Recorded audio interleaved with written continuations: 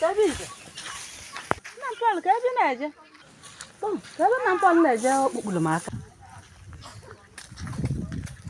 Ndị nampol karababu, karabia na aga. Nje ngozi obelo, karabia na aga. Nampol kamula na aga na ajụ asa gbasa m nkịtị okpukulu. Ijukwali ebe ọ na-aja aga. Ka ndị ba nwere. Okpukulu ga. Gwa ka isi rie nta ịmala ebe ọ na-aja. Nje nne dola ka ebe ọ bụ nya kwuru na aga. Anyị nọgịta na nampol ga-aga. Na ngozi obelo ga. Abas ka iso ya na-ajụ asa okpukpu aka. Ngwa ebe ọ bụ na unu na-aga, ga nwani ka iso ya na papa ka ịmakwa ya bụ nya ka na-eme. Na nwere ya nwetara bụ nya ka na-eme.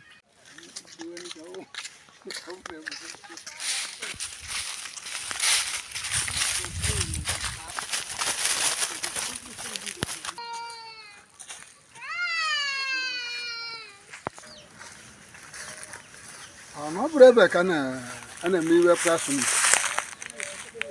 Ano bro nebe kana kpoche prasu mi. Yako ni mwanya o Praise meet kwa. Ha, na Paul mbane. Obro na ban. kiru do ibu no breve obro summit. Summit bura 25 28. Ha? Anglican church umweza namu. Ono bro daru. Mbane. O ibe na bro na daru. Ke was never amazing nwoke ahụ. Eche m na ma bụ na men. Ọ na mweza nam ka enwere prayer summit. Ono mweza na. Mweza nam St. John Anglican Church mweza nam. Ọ bụrụ na ebe a. Kwa nkuzi gwara anyị. Eche na ma bụ na ọgwa. Ọ gwara Ọ anyị. na-abịa ụka. Aga m ụka. Iwe gwara anyị mbọsị ahụ. Anyị gwuru mbọsị ụka gara aga na mere announcement ya. No, no mweza nam. Asunu mweza na. Mweza nam. It was never amazing. Oh, 25 to 28. No more than a John, no more than a Mukadi. Makana onwe dị na be. Bishop is man in Abia. I didn't even onye ọya. Ma ihe ibe na-esilika. Ọtụtụ agbụ dị n'ebe nwe kwụ.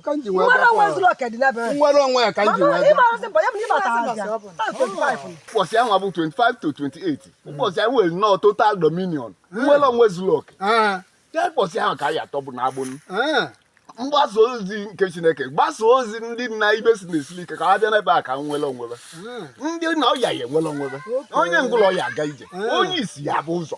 Eziokwu. Bịa n'ike ibe dị ike, ndị ozi dị iche iche, ndị ozi dị iche iche ya bịa. Ibe ikwuru ga-eme. Ma ya bịa. Ọ ga-eme. Maka anyị jebe nna 25. Ngwanị ihe meziri bụ ka anyị jezie ka anyị cheziele 25 28. Anyị ga-ezigara ozi ọma anyị gbara na Chanye dị mma. Anyị ga-ezigara ozi ọma anyị gbara na Chanye dị mma.